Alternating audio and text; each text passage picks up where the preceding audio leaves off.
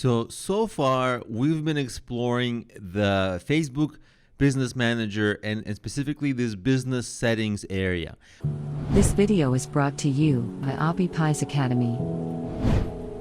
But if we click on the top left here in this business settings, you will see that there's a lot of options, and we've just only been scratching the surface in the business settings.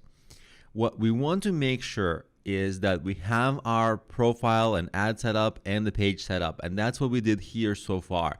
So now that we have our page and we can see that we have a person who can manage the page, we can start doing more with the page, like running ads. But before we run ads, the ads have to be on a page that looks good, that looks professional. You cannot just run ads on some kind of a bare page that doesn't look very professional or good, because it will just turn off users and they're not going to respond to your ads. It's going to be a turn off and it's going to cause a lower conversion rate for your ads.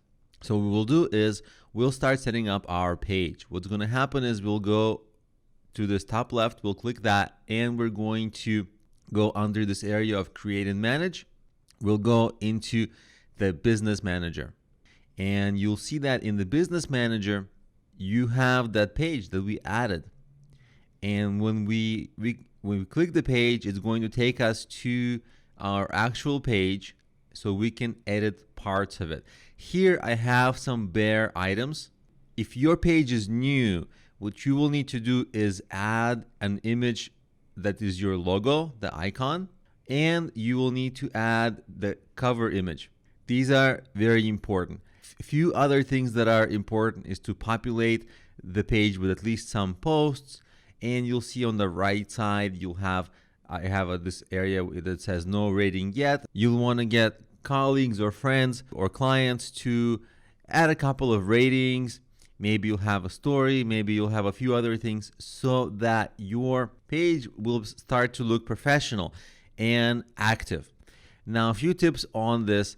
You don't want to have a image like this for the banner. You want to have it with less text and maybe something more visual, more visually appealing. And in your logo area, it really depends on how you want to brand things. For some businesses, you want to have your face there. Like if it's a personal branded business, you want to have that. If it's a brand like Amazon or something, you want to have the Amazon logo. So essentially the logo of your brand here. And they're really easy to set up. All you do is essentially mouse over, and in my case, it would be update because I already have something in here. In your case, it would be like add new.